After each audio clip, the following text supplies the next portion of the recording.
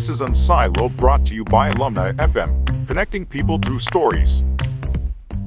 Welcome to Unsiloed. This is Greg LeBlanc, and I'm here today with Brad Feld, who is the co-founder of the Foundry Group, also co-founder back in the day of Mobius VC, couple companies, and also Techstars, the famous accelerator, and also the author of a bunch of books, including this one, Venture Deals, which is kind of a how-to guide for lawyers and entrepreneurs, putting together term sheets and so forth. It's actually a textbook that I use in my VC class. He also wrote a couple books on startup communities. One's called Startup Communities. The more recent one is called The Startup Community Way, which actually it's really more of it's kind of all about complex adaptive systems, which I found, very interesting. And then the most recent book, which maybe Brad, you can tell us when it's going to come out. It's called the Entrepreneur's Weekly Nietzsche, which this book, it says at the very beginning of this book that it's supposed to be read slowly, and it's supposed to be read kind of piecemeal. Pick it up and read it, put it down, kind of like Nietzsche himself. But I didn't have a lot of time, so I kind of just speed read it, which goes contrary to the spirit of the book. But hopefully we'll be able to talk about all this stuff. I think it works. I think it works any way you want to do it. Right. So welcome, Brad. Appreciate you joining me. Thanks for having me. So maybe we'll start off with this book, The Entrepreneur's Weekly Nietzsche. This podcast is called Unsiloed because it's really all about interdisciplinary thinking, and I had originally thought that I would get you to talk about kind of interface of law and business, because you're a lawyer, or you're not a lawyer, but you're an MIT guy who writes for which if you read this, you'd never know you're not a lawyer. But it turns out that we're actually going way more interdisciplinary than I thought, because we're going to talk about philosophy. And I was wondering, what on earth drove you to write a book, which is effectively an interpretation of various quotes by Nietzsche? A couple of things. One of the things I've been doing in my writing, I've been writing books since 2010 about entrepreneurship. And I've been writing a daily blog, almost daily blog, since about sometime in 2004.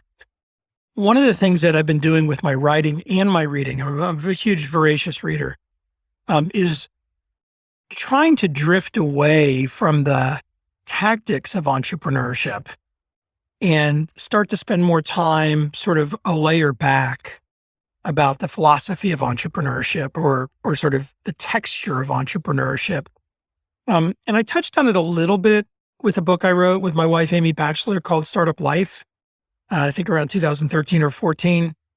Startup Community Way, the book that I wrote with Ian Hathaway that you mentioned, had a fair amount of it, sort of, the complex adaptive system theory created a more conceptual view of startup communities than, this is what a startup community is, here are the things you need to do, da-da-da-da-da. There's so much of that in the world. I was trying to start to think about it more conceptually. That was piece one. Second, I was incredibly inspired by what Ryan Holiday has done with stoicism and entrepreneurship. I'm an enormous fan of Ryan's. I think he's an outstanding writer. We're not super close friends, but we're friendly, and email back and forth. We've been together once or twice in person, but just deep love of his work. And not just, it's not just like, and here's stoicism and here's how you apply stoicism. It's sort of weaving the fabric of all the different things into one's life, and how to think about it. And in his case, stoicism's been really adopted and used by a lot of entrepreneurs, but it's not just aimed at entrepreneurs, aimed more broadly. So that was kind of second. Third inspiration was my co-author, Dave Jilk. And Dave and I have been best friends since college. I met him on my very first day of college. He was a senior. I was a freshman. We ended up living together in the fraternity that I joined. He had been there, obviously for a couple of years. We started a company together. Actually, the very first company I started, we started together. It failed, but then we started another company together a couple of years later that ended up being a successful company. That while it was my third startup, I often refer to it as my first company. And 38 years later, we're still extremely close friends. And we've done a number of projects together in companies and different things. But he semi-retired a number of years ago. And today he spends his time, he has a couple of companies that he spends part-time on that he owns parts of. He writes academic papers and does research on AI, but he does it himself. He doesn't do it with an academic institution or sort of with a formal framework. He writes poetry, which if you time traveled back to when he was in his 20s and said, hey, you know, when you're in your late 50s and early 60s, you could be writing poetry, he'd be like, get the fuck out of here. No way. And among other things, he also hikes. He lives in Colorado with me, loves to hike in the summertime. Spends a lot of time. Says like, you know, life does not get in the way of him going for a long hike. But he spent a lot of time in the last decade reading philosophy. And we were together on a long weekend with our wives. And, you know, really that entails a lot of reading. Like I'll lay around on the couch and read and he'll read. And our wives will read and we'll just sort of hang out. And he was reading a book on Nietzsche. And he just tossed a quote out to me and said, does this sound like entrepreneurship? And he says his sort of response to me when he tells the story now is he says, I sort of didn't even stop reading. I like listened and said, and then kept reading. Like it was that level of reaction. But it really sort of triggered this idea of there's so much depth in Nietzsche. And when you start to unwind pieces of it and think about them in whatever the context is, an awful lot of the things, you know, the quotes stimulate thinking about different aspects of entrepreneurship. And that was really what captured both of us. It's not that, you know, you say, okay, well, Nietzsche's philosophy applies to entrepreneurship and therefore you should do these things. That's not it at all. It's almost the inverse of it. It's here's a very provocative quote of his. Think about it, ponder it, play around with it, apply it to your own experience. And there were so many of those that resonated against the backdrop of all the different things that happen in entrepreneurship. I'd say the last kind of motivator for it was, you know, I shared it with some friends who had read, you know, either read a lot of philosophy or had, you know, studied philosophy at college or, you know, viewed themselves as sort of intellectuals around the construct. And one of them was Reid Hoffman, a longtime friend. And I just mentioned to Reid that I was starting to work on a book about Nietzsche and entrepreneurship. And he had an effusive positive reaction to it. He'd read a lot of Nietzsche. And like, you know, his response was, yes, absolutely. That makes sense. And he ended up writing the foreword to the book. And he did just really an awesome job with the foreword because some of it's actually written sort of in the style that Nietzsche would write, which was in the, you know, it's all translated from German now, but sort of late 1800s type of writing. So those were the things. And I give the detail versus just sort of a two-liner because it wasn't a specific goal. It was sort of a confluence of things around, I'm in my mid-50s, I turned 55 in December, like spending so much time as a founder, as an entrepreneur, as an angel investor, as a venture investor, having been involved in many successful companies, but also many companies that failed, having lots of joyful experiences as life, but also having lots of real stresses and challenges. And just trying to think about sort of the path of an entrepreneur that encompasses all these things, but to start to give people a way to sort of stretch it out in a different kind of way than maybe they've been thinking about it up to this point.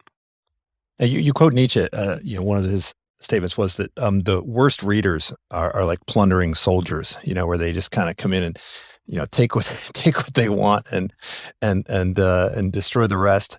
You know, would Nietzsche say that about you? I mean, you know, he had a vision of what constituted sort of the heroic individual, and I don't think he would think about kind of business people as being in that category. You know, he had a very dim view of business. He would think about kind of, you know, poets and artists, philosophers. Do you think that the entrepreneurs are really the folks that are kind of inhabiting that role for us in today's world? I mean, as creative individuals. Because I think, the cynical view is, oh, come on, right? Somebody's creating an app which entertains people, or something which, automates some routine office work, some enterprise software application. Like, come on, how can that be compared to the great philosophers or great artists? I think it's a really interesting line of inquiry. I was going to say powerful, but it's a fascinating place to go. I think that there are a number of quotes that are repeated by entrepreneurs about entrepreneurship and that were attributed to people that do entrepreneurship a massive disservice. I think the two of them that stick with me the most, one of them is this whole, whatever the way you articulate the cliche of, what I'm working on, I want to change the world. Right? The whole notion that your motivation is, I want to change the world, is a real disservice in my mind to the intellectual process of entrepreneurship. If it is a thing that motivates somebody, that's totally fine. I'm not being critical of it. But the idea of, I'm doing this thing and my goal is to change the world, it's sort of aligned with, or a cousin to, the Steve Jobs attributed quote of, I want to put a dent in the universe. I think that is today in 2021, one of the challenges about the way people think about entrepreneurship. And I don't embrace that kind of thinking. There are plenty of ways, by the way, through entrepreneurship where you can change the world. There are plenty of ways through entrepreneurship where you create a dent in the universe. But the whole notion that is the goal, and that is what your motive force in terms of what you're doing as an entrepreneur, doesn't have any depth to it. The other challenge for that is, in 2021, we've once again made entrepreneurs, or we, the collective we, have made entrepreneurs the heroic figures. And, the ultra wealthy are often entrepreneurs. Not always, but, the ones that we sort of point at and say, well, look at that amazing person who created this enormous amount of wealth. Some of the transformative products that we use, we kind of associate them with an entrepreneur and say, wow, this is such an incredible product because of that entrepreneur, which is a very different phenomenon from what entrepreneurship actually does in terms of how it impacts society and how it impacts economies, not just globally, but locally in cities, how it helps individual people, whether they are the ones creating the company or they are working for these new companies, generate economic independence, create new products that are ones that they care about, engage in industries that are ones that they want to spend their time and work on. So there's so many other dimensions versus just, I want to change the universe. I gave a talk. Techstars does a program with the Nature Conservancy. My wife, Amy Batchelor, is on the board, the global board. And Nature Conservancy is a huge organization now. I don't know, 1,000 people. And it's actually maybe 5,000 people. So it's thousands of people. And it has very significant research-based focus on all aspects of our planet. And it's, when I say it probably, I think the right number is 5,000 people because they've got 500 research scientists in the organization. And when people talk about climate and, whatever label you want to put on it, whether it's climate change or clean energy or innovation around energy or what we're trying to do, and you have at one end of the spectrum, the, existential crisis associated with, our planet is going to be destroyed. At the other end of the spectrum, you have people saying, well, I made my money this way and I'm going to keep making my money this way. Like that, you've got a whole spectrum. There is no question that people that are doing things as entrepreneurs around climate today have the potential to actually manifest that statement. Right. You could imagine that there are companies that are actually going to have an impact and change the world in a meaningful way.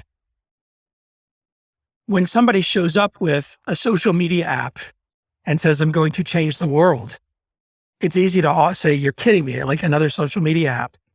Except for if we look at, for example, Facebook, it'd be hard to deny that Facebook has changed the world.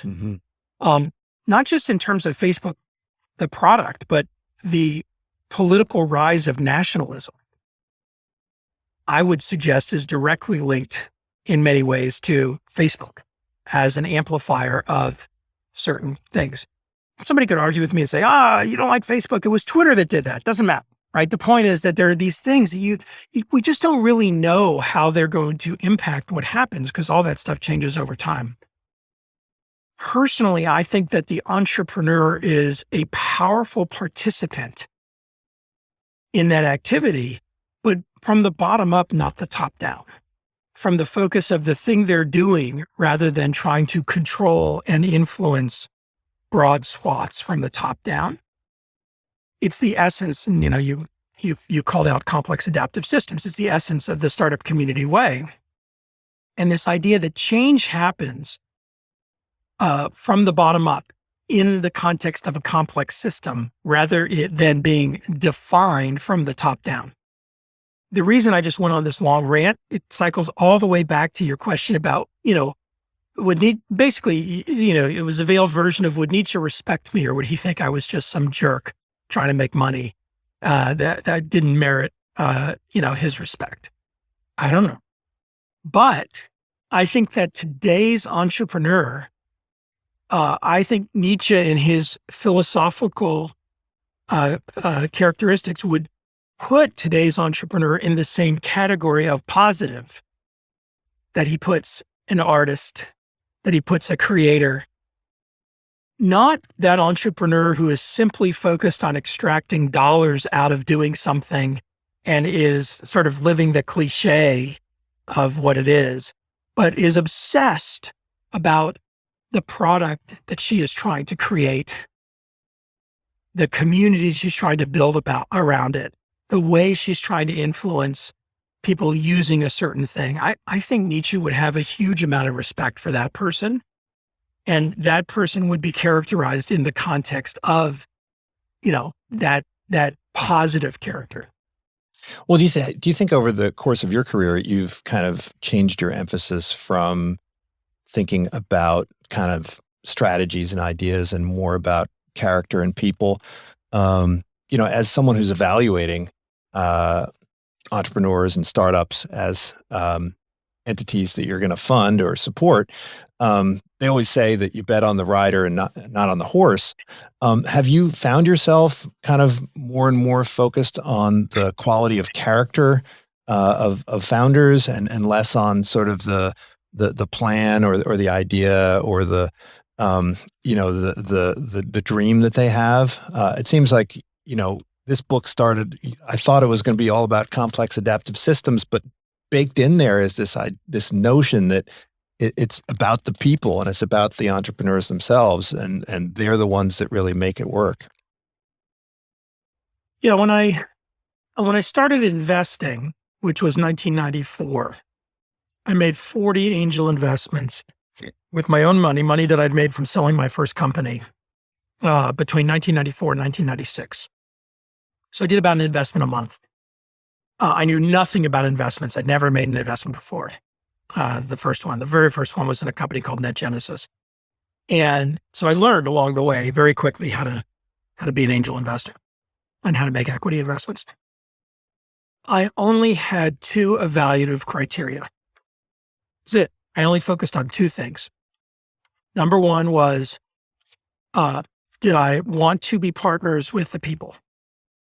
Because I viewed myself, even if I only owned, 1% of the company, I viewed myself as investing in the company and being a part owner of the company.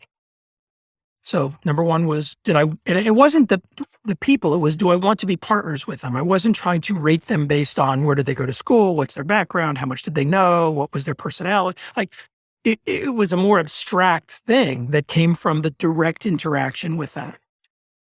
And then the second was, did I have an affinity for the product? And I didn't use those words back then. I couldn't have said it that way.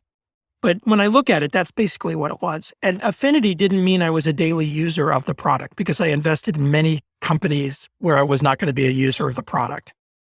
But I had to care. I had to think that the product had some merit from my frame of reference. I didn't know why, by the way, that was the characteristic. This is benefit of hindsight. I then went through, as I became a venture capital investor and spent time with SoftBank, and then the firm that we spun out of SoftBank became called Mobius. We created in the internet bubble a very complex evaluative system. And we got, big amount of dollars, lots of people having to figure out, like, how can you make decisions efficiently? And I remember going through all that. And I remember kind of always being of two minds of it. Of one mind, I was fascinated with us trying to figure out how to scale an investing thing that I was part of. And there was something intellectually fascinating about it. The other part of my brain thought it was all total bullshit. Just like, if somebody wanted to get a deal done, you knew how to manipulate the system to get a deal done. If somebody had enough power in the partnership, they'd get a deal done no matter what the rankings and process was. We started Foundry Group in 2007. My partners and I talked very specifically about a set of themes and defined a set of themes that we had well before the phrase theme was used in venture capital. So today the word theme doesn't mean anything anymore because everybody talks about being a thesis-driven or thematic-driven investor. But in 2007, there was one firm that talked about being thesis-driven, and that was USV, Union Square Ventures, who started in 2004. And very different than what we then defined ourselves as being theme-driven. We had half a dozen themes. They were very abstract. They were themes like protocol, which were companies built around technology protocols like SMTP, or glue, which was software that glued machines to machines. So sort of that glue layer of software that connected machines together. In the 1980s, we would have called it middleware. And we had a couple of other themes. And even our LPs at the time sort of looked at it and said, that's interesting, that's different. People were still very sector focused. I invest in communication software, or I invest in business applications, or I invest in, I invest in mobile. Our themes were horizontal. And we kept our evaluation process very simple. And the process became, and it'll sound familiar over time, the way I would describe it looking backwards was, number one, are the founders obsessed about what they're doing? And we use the word obsessed instead of the word passionate because it's super easy to fake passion. It's very hard to fake obsession. Greg, were you put on planet Earth to do this thing? And if not, probably not for us. Second was, did we have an affinity for the product? Again, that's where I get the word affinity from. I didn't have it in 1994, but it was the same feeling. Like, do we care? And part of that was a result of having done many, many investments at Mobius and seen many investments in things I didn't care about. And when everything's going great, awesome. But when the shit hits the fan, which it always does in every business, if you don't care about it, like, it's so hard when you have other things to do to be motivated to put the energy into it that you need to try to help the thing become successful. And then the third was, do the founders want to be partners with us as much as we want to be partners with them? So if you look at that, kind of my answer is people and product. And the people is a bidirectional people. And it's not a ranking. It's not a set of qualifications. It's do you want to be partners? Do you want to work on a thing for a decade together? And the product is not, is the total available market big enough? And, is the innovation defensible? I mean, all of those things are sort of embedded within the conversation. But at the early stages, most of the time the answer is the total available market's either zero or infinity. Like, who knows? And the more somebody sort of quantifies it, the more wrong they are. Later stage, you can start to use those kinds of metrics. And so, at this stage, sort of late in my investing career, I would say I came back to where I started, which is people and product. And if you look at our firm today, Foundry Group, it's a completely network-driven investment strategy. We have 40 investments in other VC firms. 25% of our capital is invested in seed and pre-seed VC firms, typically sub-$100 million funds, but a few that are larger that are longtime friends and peers of ours, like True Ventures and USV and IA Ventures. And then we're co-founders at Techstars, which makes about 500 investments a year at the pre-seed, pre-accelerator stage. And we're really very focused on helping our network and the network that we've helped fund and helped create fund companies. And we use it then as a filter, not a funnel for our own investing. A funnel would be, wow, look at all this deal flow. Let's go figure out what we want to do. The filter approach is we really believe in the people we've invested in on the fund side, and we really believe in the leadership at Techstars. So we really trust their judgment at the very early stages. And when they have a company in their portfolio that is starting to work and they're willing to put additional capital behind it or looking for a partner to put more capital behind it, still at the relatively early stages, that's the moment that we engage and we focus on those things. Are these people that want us as partners as much as we want to be partners with them? Do we care about the product that they're building? And are the entrepreneurs truly obsessed about what they're trying to create? Well, a lot of this book is about how it's kind of, you could think of it as a personal development book because it offers up insights into how to become a particular type of person who is more likely to be a successful entrepreneur. But when you're screening for entrepreneurs to fund, you're looking for certain characteristics. Do you think these characteristics can, in fact, kind of be developed over time? And if so, do you play some role as investor in not only the shaping of the business, but also the shaping of the character of the founder? Yes, Is that part of what you do and through the acceleration process is help build them as people that make them more successful? absolutely. And there's a couple of different ways to talk about it. One is a notion and a concept that's deeply embedded within the values and approach at Techstars, which is mentorship. And sort of the idea of how mentorship works. Mentorship is not saying, hi, Greg, I know how to do this. You should do it this way. If you do A, B, and C, you'll be successful. That's not mentorship, right?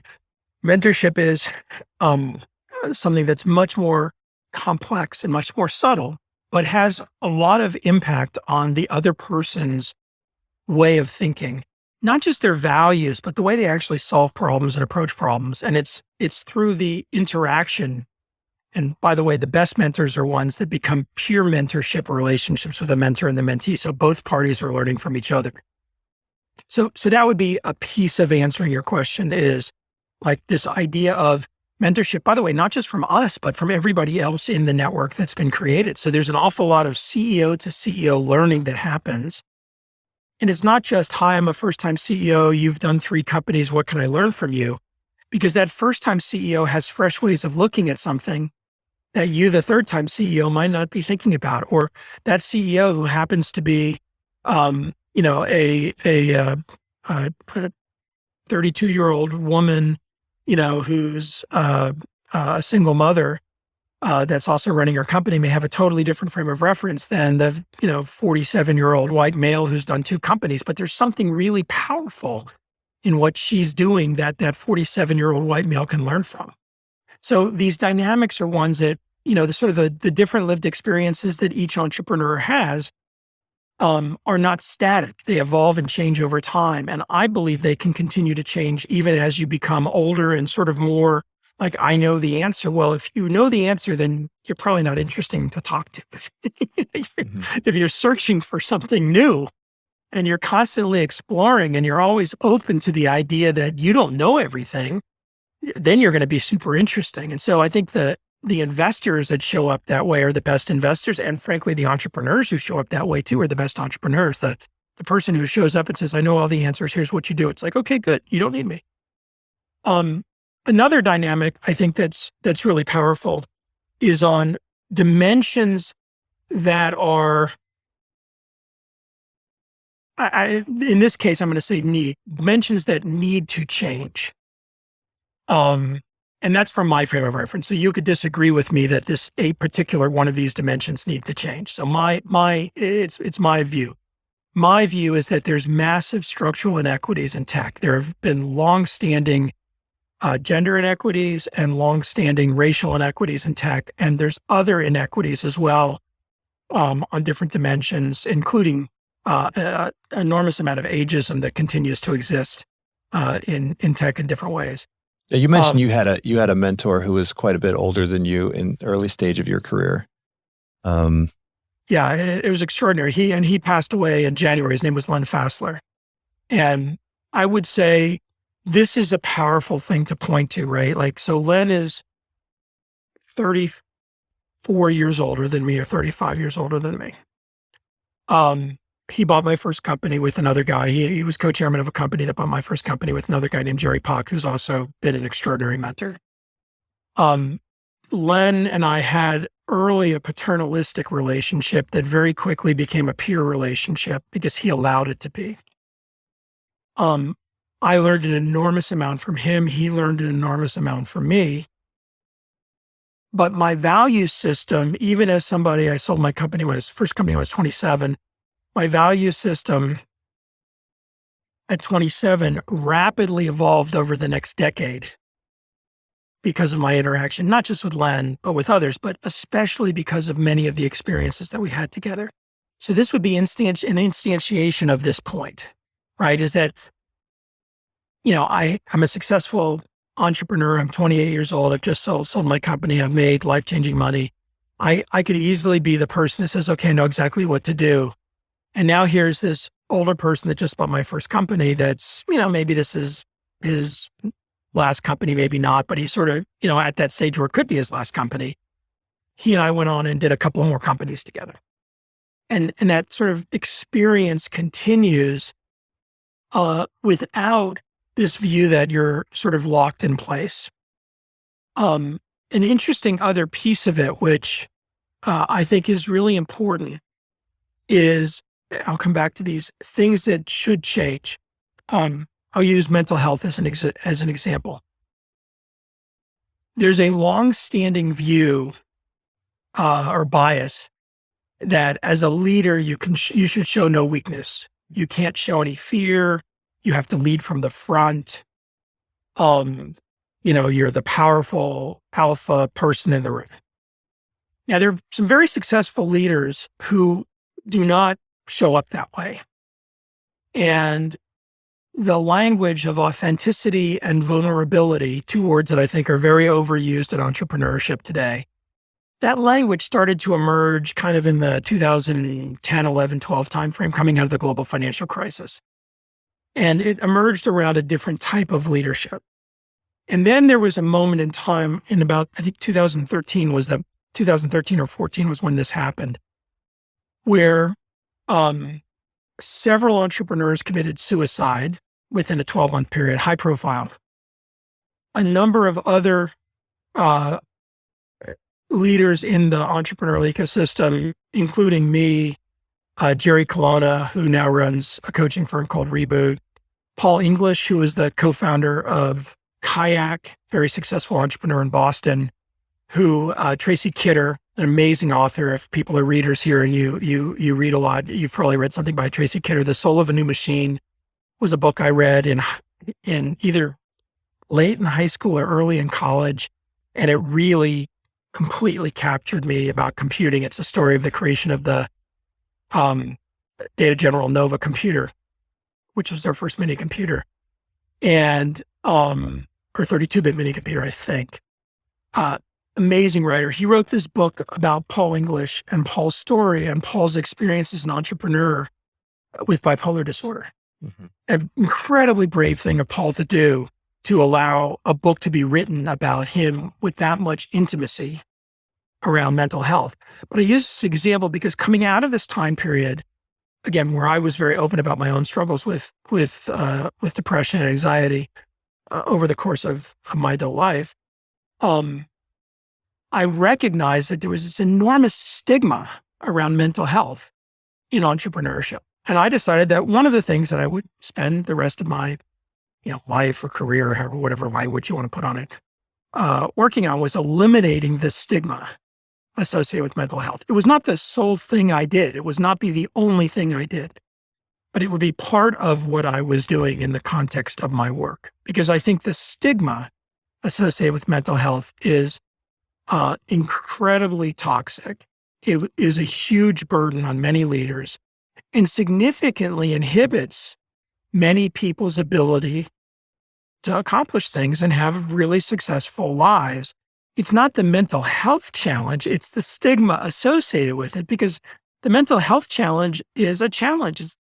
Diabetes is a health challenge. You break your arm, you break your arm. If you have, bipolar disorder, or you have borderline personality disorder, or you have obsessive compulsive disorder, or you have chronic anxiety, these are things that you can work on. But if you're in a place where you're afraid to even acknowledge it, because leaders don't acknowledge those things, leaders don't do that kind of work. It's not my problem, it's your problem.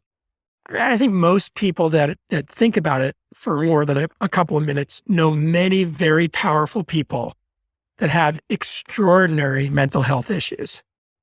And because they've never spent any time addressing those issues in the course of their life, at the peak of their power, they can do some extraordinary damage to lots of people around them because they haven't dealt with their own stuff.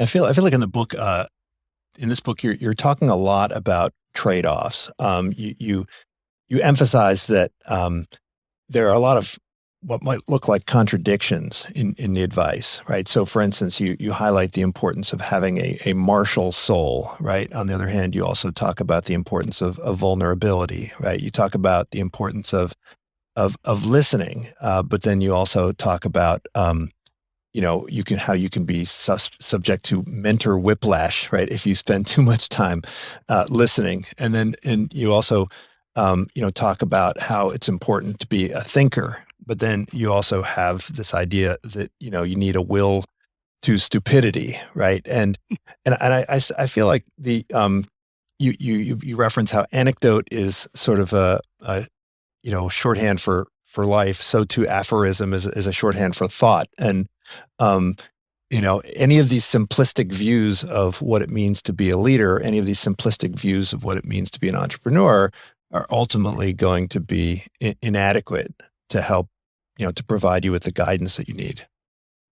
Greg, in the last 60 seconds, you captured the essence of our goal with this book, right? The essence of the goal is to encourage you to think and to give you some raw material, give the reader the entrepreneur, some raw material to think, to challenge some of the things that maybe have been either sort of settled in as truths or asserted and just accepted or routinized because of one's continuous behavior.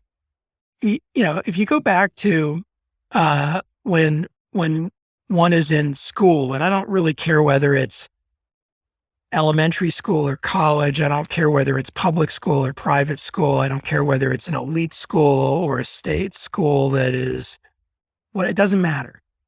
If you're in a school environment, much of the value of that environment, when you step back from it and reflect on it, is that it gave you a place to think and explore ideas.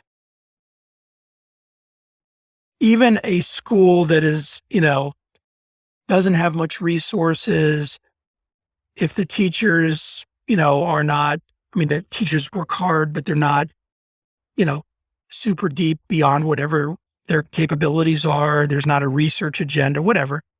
Even in those environments, a student, if they click with this idea that they're in this context where they're allowed to think and explore, and when they think and explore, they start to learn how to use that muscle for themselves, they're going to come up with some ideas that are wrong. They're going to come up with hypotheses that don't play out. They're going to come up with things they try that they decide are not good ones. They're going to say stupid things, whatever.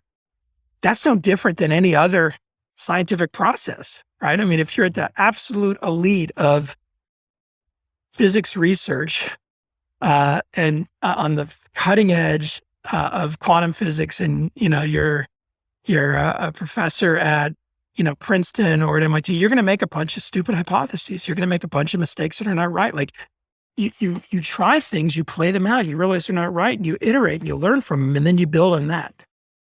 That same approach is so critical to one's own development as an entrepreneur. And yet so much of the material that exists in the world for entrepreneurs is of the kind of do this, do that. If you want to be successful, then you should. Here's how you should do blah, blah, blah. And there's just not that much that causes one as an entrepreneur to sit and say, how does this apply? And am I using it in a way that's really in sync with my own values, in sync with the cultural norms of the companies I'm trying to create? Is this really helping me or is it hurting me? Did I just accept this as a truth because somebody powerful and successful told me it was a truth, or did I decide that it was how I want to play it out? And we just have tried to create something, again, not that you have to go from page 1 to the end, in a couple of days. You can, but something that you can also sort of pick up and dip in and dip around. And in some cases where we broke it up into a number of sections, you might find something that specifically, you're struggling with an issue, and you look at the table of contents, you're like, wow, that's an interesting chapter. I wonder. And then you read it. It's not going to tell you the answer to anything, right? But it's going to give you something to play with and think about as you're trying to deal with how you work through this problem. I mean, you studiously avoided offering a shorthand list of how-tos in that book. And also, I think in the startup community way, you also avoided offering people kind of a shorthand instruction manual to setting up an entrepreneurial ecosystem. You really force people to think a little bit more deeply about the complicated relationships. I think it's what makes it, personally, and as a reader, it's what I look for. I think it's what makes a good book. I mean, there are tens of thousands, hundreds of thousands of business books that say, here's the framework, look at this pretty picture, do the following things, and then you've still got 180 pages left to read of the book, right? The book was done after 20 pages. Like, you could have just given me a magazine article with those things and I'd be done. And I shouldn't say that. I mean, there are many very good business books that have a framework and then build on a framework. And there are some, that are transformative that are still used today. Jim Collins comes to mind immediately as a thinker that, the flywheel concept is such a powerful one that's used in tech so effectively when people really understand it. And it's interesting because, Jim's book, Good to Great, has embedded within it the flywheel as one of its core concepts. And then a number of years ago, I don't remember how long ago, he came out with a 40-page monograph called The Flywheel. And it just was literally a monograph, 40 pages on just the flywheel. And it's unbelievably spectacular. Like, if you just read that little thing, as an entrepreneur, it will give you a tool for almost any business. One of the conundrums of my own existence is I am regularly asked by people, just tell me the answer. And whether it's startup communities, whether it's in the context of a company, I'm at a board meeting and I'm telling a story. There's a fun one that always sticks with me. It's an entrepreneur I'm a very close friend with, and I'm telling a story to try to make a point about something. And he stopped, he cut me off. He said, Brad, just tell me the fucking answer this time. He didn't want, he was so frustrated with his own inability to get to the answer. He just wanted the answer. I believe deeply that one of the powerful ways to be effective is to figure out the answer. It's not that you have to figure out the answer from scratch. But if somebody just says, oh, the answer is do this, you're not committed to it.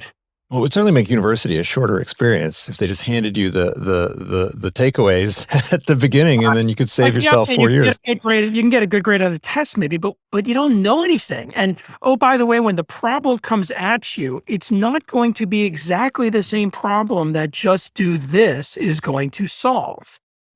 And so just do this might get you part of the way, but if you haven't actually thought about it at all, you're not going to get to a good final answer. And again, if you look at the best entrepreneurs, they do spend a lot of time reflecting and thinking and trying different things and talking to others and learning and exploring sort of in that idea space. And I know a lot of entrepreneurs who say, yeah, when I'm done with the successful company, I'll have time for that. And which kind of just misses the whole point, is that that's part of the experience of creating the successful company. And it's part of the power of being an entrepreneur, right? You get to figure out with your co-founders, with your team, with your investors, with your company, with your constituents, the path you're going to go down. And when that path is wrong, if you have the muscle to explore, you will explore quickly and effectively and course correct. If you don't have the muscle to explore, you're just going to try to bash your way down that path and you'll likely fail. Yeah, it seems like there's a lot of parallels between what entrepreneurs do and what kind of explorers, adventurers, scientists do, right? It's a process of discovery. It's an adventure. But I wanted to, even though you said you're not going to give me any quick answers, I do have some questions. And one is, how do you balance? My life, but I'm on a podcast now, so okay, I'll do it because I don't have to run it down and commit to it. People will just listen and then forget. Right. But how do you balance kind of thinking and acting, right? I mean, you talk about how important it is to be a thinker and a reader, and obviously you do quite a bit of both, but you also highlight the danger of kind of spending too much time thinking, too much time kind of dreaming, too much time, drawing up hypotheticals and fantasies. And at some point you have to kind of get your hands dirty. How do you balance those things? Yeah. But for me, it's been an evolutionary experience. I would say I have always been a naturally hard worker. Amy, my wife, jokes that, ever since we met in college, ever since she knew me, like I was always one of the people that worked more hours and sort of endlessly. I didn't measure it. I was not a measurer. It was just sort of the essence of it. I like to do it. I like to work hard. I like to spend a lot of time on things. It's also a cultural norm. I went to MIT. It's a deep cultural norm of MIT. I think about, different places that are universities that are peers to MIT. And one of the characteristics said, you really get at MIT, you get the shit beat out of you in a way that you don't at other schools, Harvard, Stanford, et cetera. And it's just part of the cultural norms to it's sort of intellectually really, really, really, really difficult. And even the most capable and smartest kids struggle through different elements of the educational experience. And what you learn is you learn how to get it done. You just learn how to keep working at it till you figure it out and get it done. So that was sort of an embedded characteristic of mine. And I think a lot of it, again, came from I liked it. So, if I didn't like it, it's very hard to continue to put that kind of energy into it. And along the way, I say it was evolutionary. Along the way, I have always been a very deep doer in one category, but a pretty shallow thinker in many categories. So I like to read lots of different stuff. I don't necessarily spend lots, when I say shallow, that's a deliberate word. I don't spend lots and lots and lots of time on lots and lots of different things. I spend lots of time in one deep vein, but I allow myself to drift horizontally across lots of different things. And I'm a good synthesizer. It's one of my skills is to take lots of different things and sort of put the puzzle pieces together in a way that is understandable. To, sit and listen, I realize I'm spending most of my time here talking, I've worked to become a pretty good listener, and I can listen. And then when I hear a bunch of different things, kind of knit them together in a way that makes it a lot simpler for everybody to relate to. And what I've had to do in this evolution is I've had to try approaches, some that worked and some that failed. So an example of one that works really well is once a quarter, Amy and I go on vacation. We take a week off the grid. I'm fortunate that I can do it once a quarter. So every 12 weeks, I just, no email, no phone, nothing on my calendar. I just take a week off. And I read, during that week, I read roughly a book a day. I probably read between 7 and 10 books over the course of the week. And it's not that I made a stack of them and said, these are the books I'm going to read in advance. I allow myself to kind of go wherever I want when I get to that week. Same thing with the sort of exploration of thought. It's not very structured. I'm not spending a lot of time taking online classes. I'm not spending a lot of time saying, okay, this month or this quarter, I'm going to learn about this. It's much more of staying in that deep place that I'm playing and then just grazing where I'm interested, wherever it takes me. That's how it's worked for me. I don't know whether that'll work for other people. Mm-hmm. But if I went back to my 25-year-old self and said, here's how you're going to do it, that 25-year-old self wouldn't have understood what I was saying. That 25-year-old self would have said, I don't get what you're saying. Like I've got this company. I'm spending 100 hours a week working on this company. Like I'm super deep in these areas. Yeah, I read lots of books, but like, I don't know what you're talking about. Go away. So again, it's an evolution over time versus an absolute, okay, I figured out the way I'm going to do it. Now I'm going to do it this way. One last comment on this. I am not a note taker. I used to take notes. And what I found was, I'm not an auditory learner. I'm a visual learner. I learn by reading versus by listening. But what I learned was that I can't do them both at the same time very well. Right. So if I'm in a class or I'm hearing a lecture or I'm listening to somebody else or I'm watching a video and I'm trying to take notes, I'm actually not getting the information in. Now you could say, well, you take the notes, then just read the notes. And the answer is yeah. And I can do that much faster by just reading the transcript of the video. And because of technology today, like I don't have to watch a video on YouTube anymore. I can just, either there's already a transcript of it, or there's lots of software that I can point the URL at that will give me a transcript if I want to read the transcript.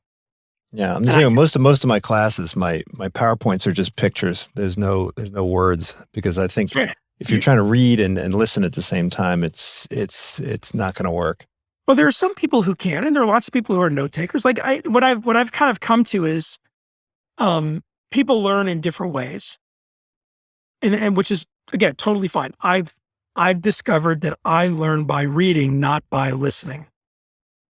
And that if I'm in a context where I have to listen, I have to listen. I have to use 100% of my energy to listen. So I will.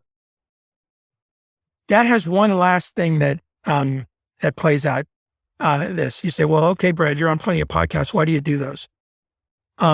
I typically do them around a new idea, right? I did, 100 something. When I came out with, it was pre-podcast, so a lot of it was either in person or video things.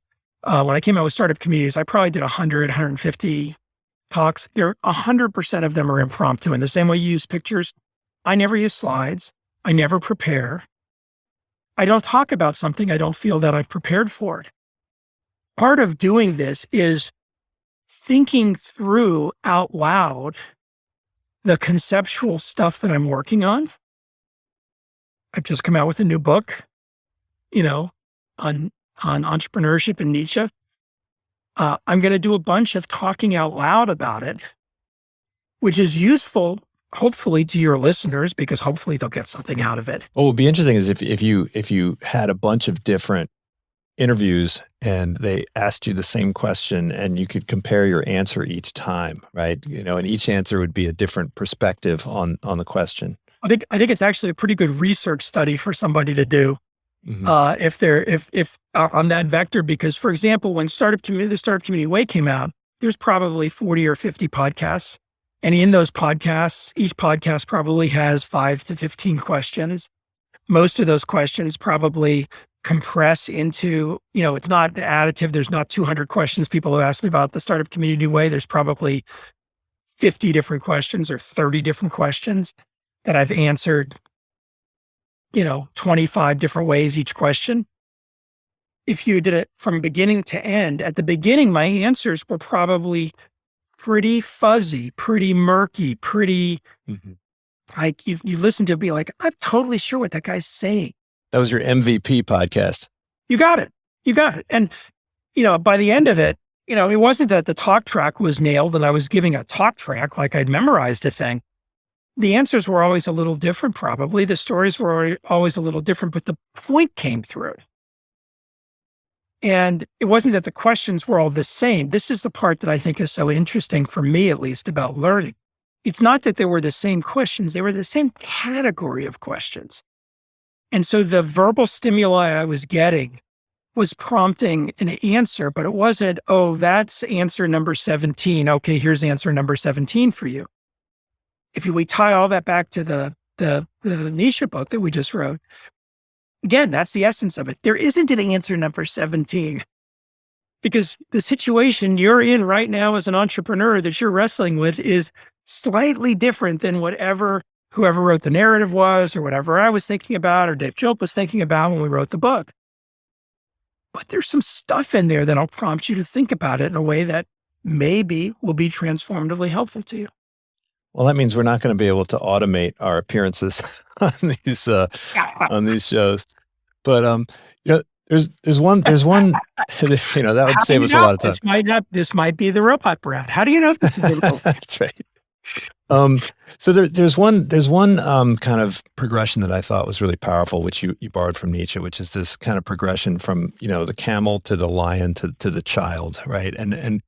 And I remember when I heard this the first time, and it just kind of resonated, and I wanted to see if you could tie that with your discussions on Stoicism, right? Because you talk about Stoicism and how helpful it is, sort of in kind of the first stage, and you also talk about how disruptors are fundamentally different from optimizers, and it seems like the philosophy of Stoicism is consistent with, whether you're an optimizer or a disruptor, it's going to be helpful to you in both ways. But I think the philosophy of Nietzsche, as you've articulated it, is really much more appropriate to the disruptor than to the optimizer. Totally agree. I mean, that's one of the reasons why we put the subtitle, A Book for Disruptors. But I also agree with the comment about Stoicism. I've been saying it lately. I look forward to being on Ryan Holiday's podcast. We're going to do a podcast together about it. And I don't know what Ryan's reaction is going to be when I say this.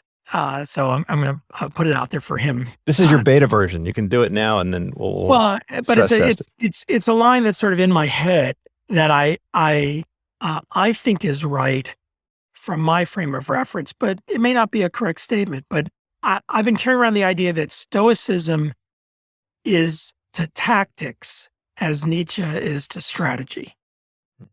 And there might be better words than tactics and strategy, but when I think about Stoicism's had a big impact on my life, and I got introduced to it not for the first time through Ryan's writing, but I really immersed myself in it through Ryan's writing. And much of my own behavior prior to me reading anything by Ryan had characteristics around Stoicism.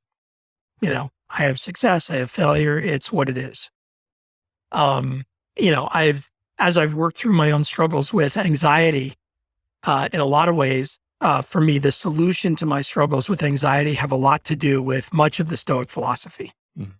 Sort of not trying to solve the thing, but accept it for what it is, and then figure out different approaches to how to deal with it that are effective in the context of whatever's going on, and do it in a way that I have an experience on this planet that is one that I feel is satisfying and fulfilling.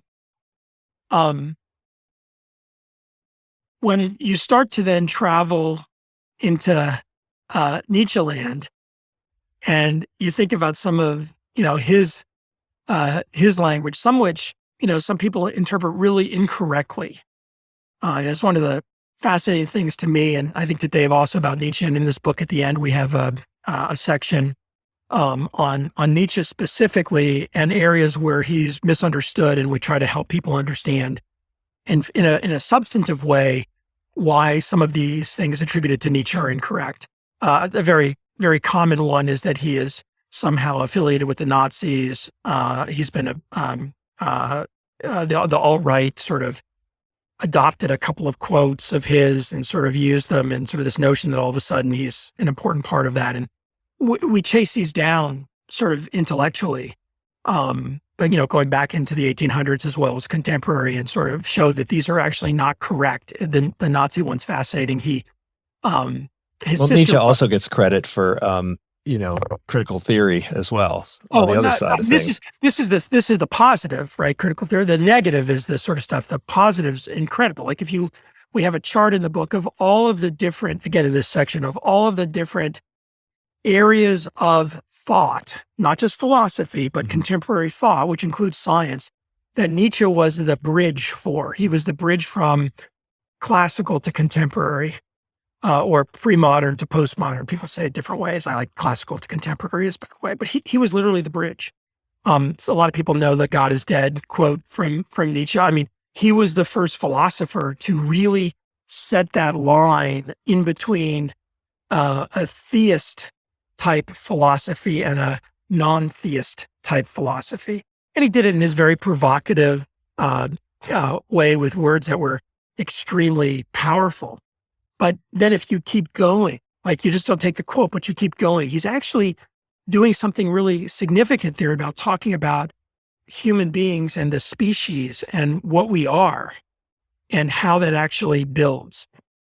The example you gave, camel, lion, the child, I think is particularly relevant for me at this moment in my life. It was awesome, by the way, the first time I read it, sort of in that form, because it shows up in other kinds of philosophical tenets. You see it some in Buddhism, you see it in some of sort of theist writings, but it's the evolution of the state of your life and what you're doing at different state of your life.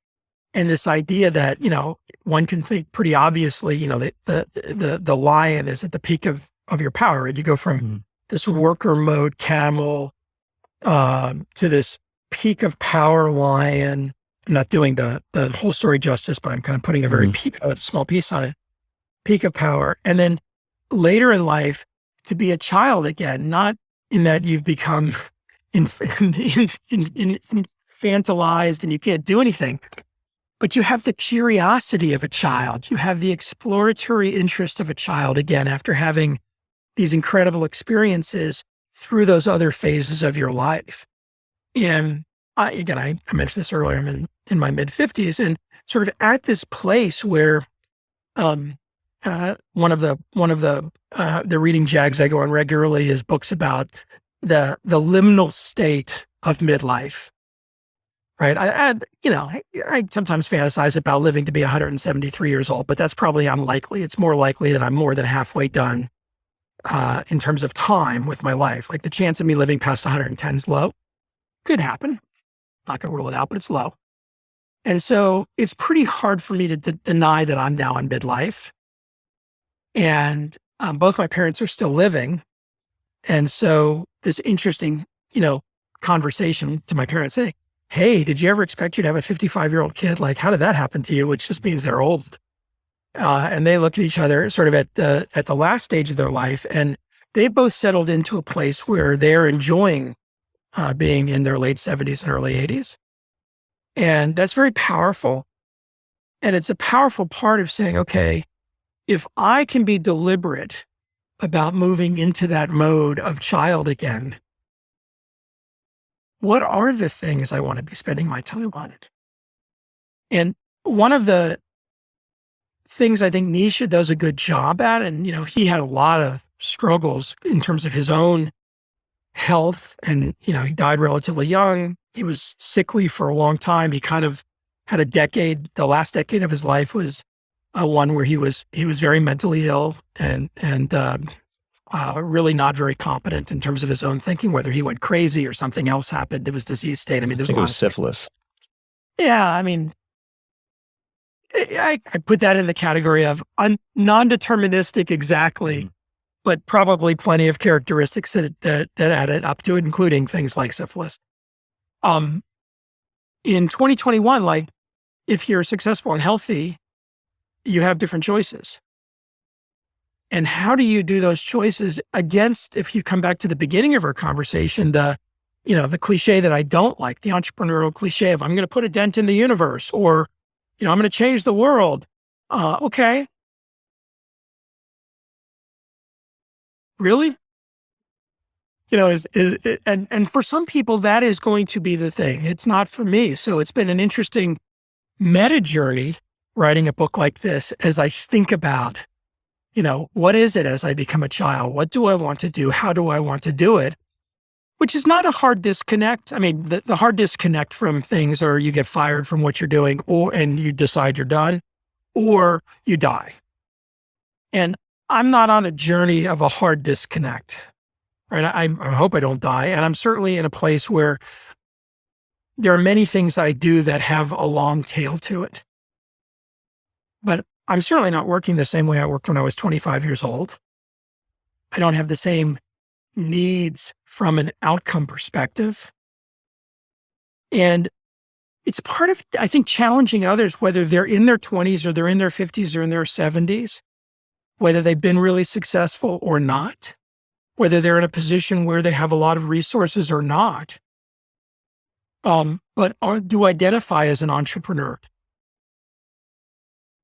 To challenge them how to think about how they want to spend their time versus having to be boxed into, either a cliche or the way TechCrunch says that you should spend your time, or the way one interprets it from reading TechCrunch, or the way, and I use TechCrunch as a proxy for maybe exogenous media, or how society has shown us, has labeled this as success. If you want to be called successful, this is what you should do. And, is that really what is the most helpful to any individual person? I don't think it is. So in the book, The Startup Community Way, you talk about how your thought went from simple to complicated to complex. And you said that, creating something like a startup community, it isn't simple, but there may be some leverage points that you can use to kind of jumpstart this. Do you think that when it comes to kind of personal development and the construction of this individual, that a similar sort of leverage point might be available right now that we understand that what it means to be a human is not simple and it's not complicated, it's complex? Are there ways that we can, is it less about doing and more about being?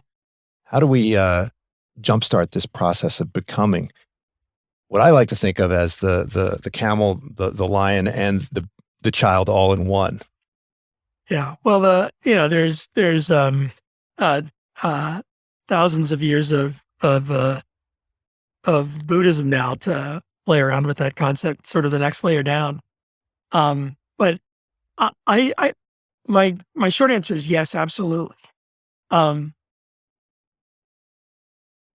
The development of a human over their course of their life is a complex adaptive system, period. We use that as an example in the book. Anybody who's ever had a child or raised a child or been a child, which then gets to be all of us.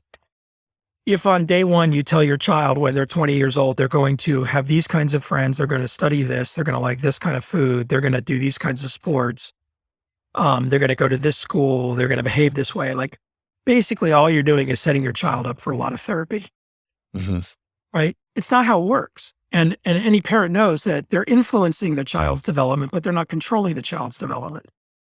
And a complex adaptive system evolves. I mean, that's the language of complexity theory, right? You have inputs that generate outputs that generate new inputs, and all of that evolves, and all of those things feed off each other over the life of the organism. So as human beings, we're complex adaptive systems, period.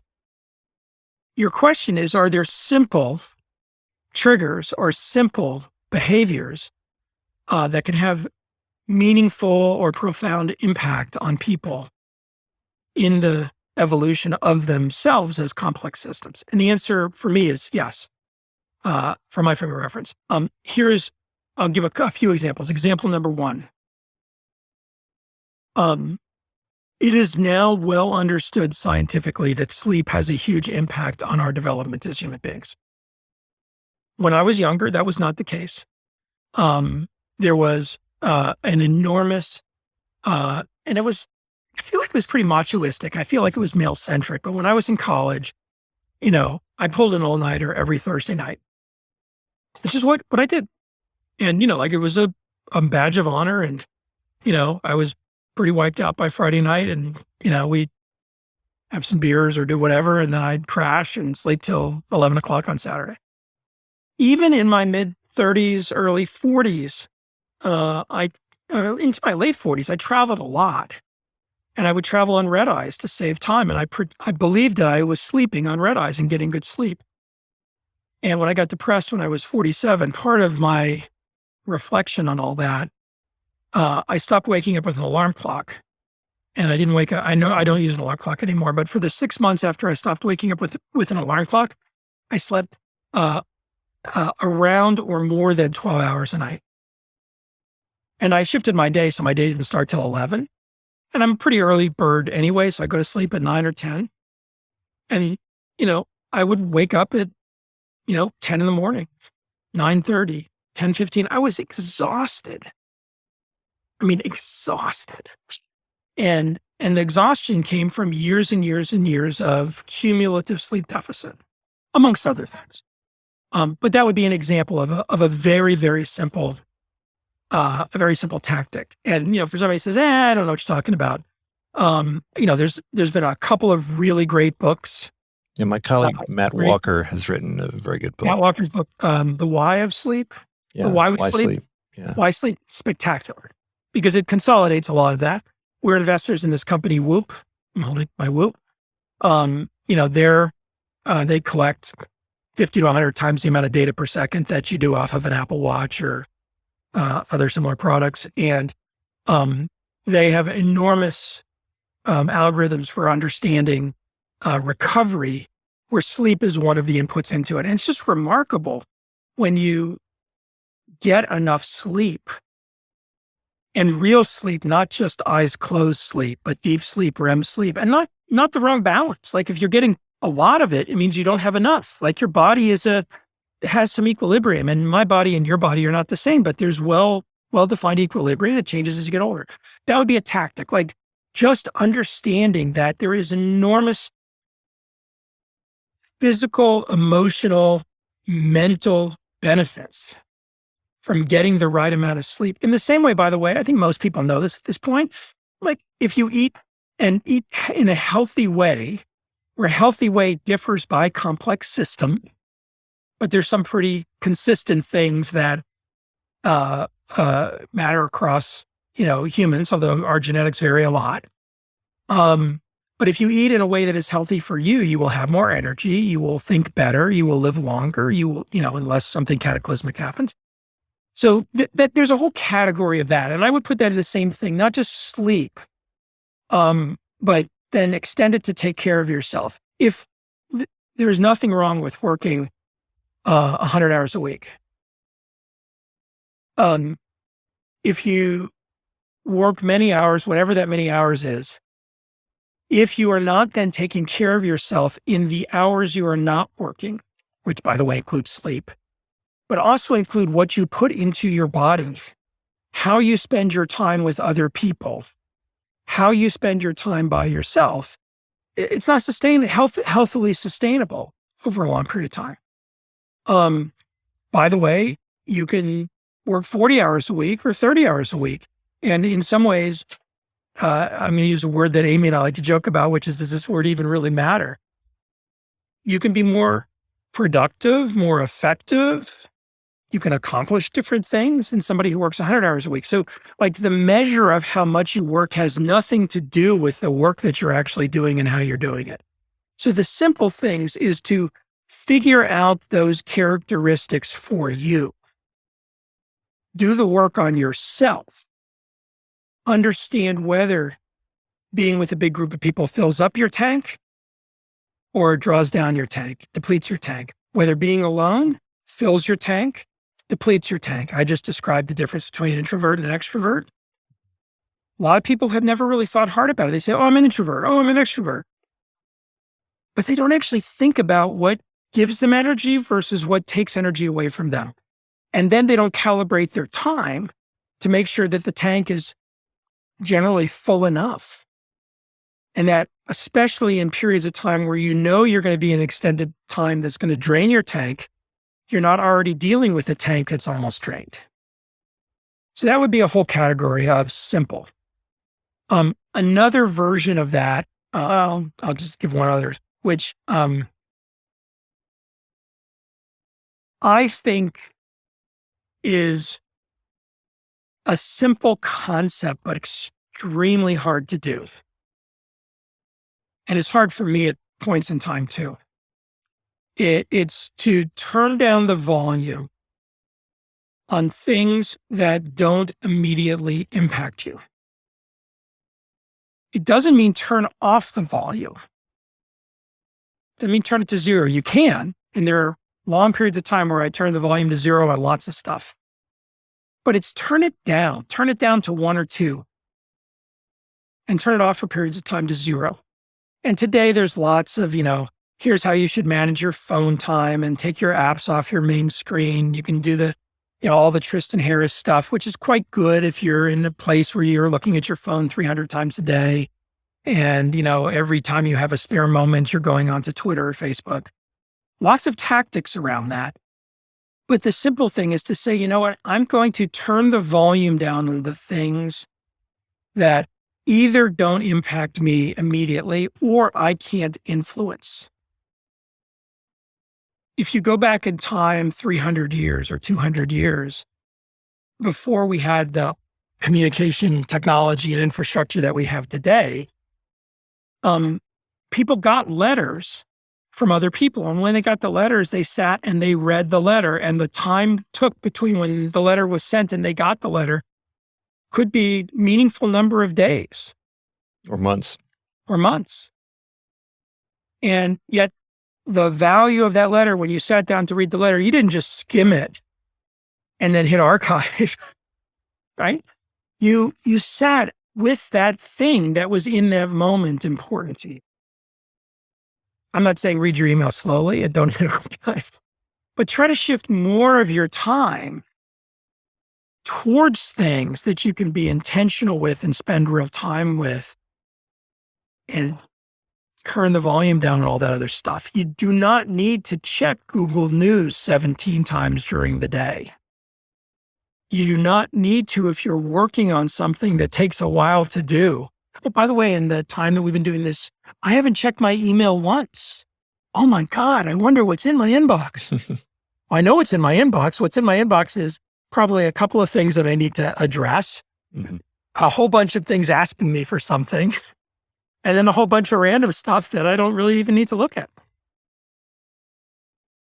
That's a simple thing. Like be intentional about how you spend that precious time that you have versus just continue to be in whatever the current state of evolution you are with regard to all that stimuli. So I think that in business schools, we probably could spend more time teaching people self-knowledge, more time teaching people self-management, more time teaching people, right, how to live or how to think about how to live. And I'm sure that in Techstars, you're also including some of this stuff in how you create entrepreneurs, successful entrepreneurs. Brad, I have a question for you. Yeah. In your classroom, do you let people have laptops open and phones open? At Berkeley, we do not. We insist that they keep them closed. although, people will periodically sneak them under the desk. And certainly with, the Zoom classroom, it's almost impossible to prevent people from doing it. But what's interesting is that we were unable to kind of impose this from above. It was only possible because the students themselves voted to ban electronics in the classroom. Love it. And so, it's easy to enforce that norm because you can say, hey, this is a student norm. You guys voted for it. But there's definitely a little bit of resistance and pushback. The reason I asked the question, I'm fascinated by the answer because I like the student norm. My question, by the way, is not anti-computers in classroom. If what people did on their computers when they were in the classroom was take notes. Yeah. Computer or tablets, incredibly helpful. But as we all know, when there's too many notifications popping up and you're taking notes and then temptations are too strong. You get a notification, or you're in a stretch of the classroom where you're a little bit bored. Mm-hmm. And so you go check Facebook or check email. And we have, again, back to simple, we have this mythology that that we can multitask. And it's wrong. It's bullshit. It's not true. It's not that you can't switch from a task to another task, back to a task, back to another task in a way that you feel like you're multitasking. But your actual ability to process that information in a meaningful way is significantly inhibited. And I think people have learned that actually with video conferencing. Like if you're on video conferencing and you go off video, you go look at something else while the video conferencing is going on, and somebody asks you a question while you're off looking at your email. Yeah. No matter how good you think you are at multiprocessing, you're kind of stuck. You're kind of stumped. And, if you happen to have a little bit of your sort of brain catching what was being said in a way you can play it back, you might be able to, in a not embarrassing way, say, I wasn't paying attention, because you can at least say something that sort of relates to the thing in a way where somebody's like, oh, okay. And then you go to the next thing. But that's pretty useless. I had this happen yesterday. I was on a call, going through a deal we were working on, and going through an issues list with a bunch of people on a call on the company side that we'd gotten back from, the seller had marked up the thing. And one of the thing we were on, I didn't care about. And I was hungry. So I went to the kitchen, which was just far enough away from my computer where I could sort of hear what was being talked about, but I couldn't totally process it. And I made myself a quick bowl of something, and I came back. And as I came back, one of the people said, Brad, what do you think? And I probably could have bullshitted my way through it. But that wouldn't have been helpful or useful. And I said, tell me which thing we're on, because I went to get a piece of food. And I didn't hear the last couple of minutes of the conversation. And it turned out the thing they were on was not the thing they were on when I went to get the food. It was the next thing, which I did care about. Mm-hmm. And I just use that sort of as an example, like, acknowledging the reality of attention, one's own attention, and then trying to do it in a way that's productive, especially in this hybrid world, which I firmly believe we're going to be in for a long time. I don't think we're in a back to work world. I think we're in a world where some people are going to be in offices and some people are going to be remote, and some companies are going to be really comfortable with it and other companies are going to be really uncomfortable with it. Again, if you go back to simple tactics, and again, that came from that classroom setting, like understanding how to really be present around whatever it is you're doing is a powerful place to be. And I think it's an even more important place to be coming out of the COVID world environment that we're in, because of so many different options that people are now going to be more comfortable with than they were pre-COVID. Yeah, I agree. When's this book coming out? May 25th. Okay. The Entrepreneur's Weekly Nietzsche. Check it out. And hopefully it'll stimulate an interest in Nietzsche. If you haven't already been reading him, you should definitely read him. If you're already familiar with him, it's great to get Brad's and Dave's take on the different quotes. Also, for those of you interested in jumpstarting a startup community or an entrepreneurial ecosystem, which is slightly different, check this book out. At some point, I'd love to talk to you about kind of the bolder approach, because you've been instrumental in helping develop an ecosystem out there. And for those of you who are thinking of being an investor or a founder, you absolutely have to check out this book, Venture Deals. It's indispensable for anybody who's thinking about signing a term sheet on either side of the arrangement. So thank you so much, Brad. Appreciate it. Greg, it's a blast. I'd be happy to. Congrats on getting the podcast series rolling. Happy to, after 50 more podcasts, cycle back around and be a guest again and do some startup community way stuff with you. This is Unsiloed, brought to you by Alumni FM, connecting people through stories.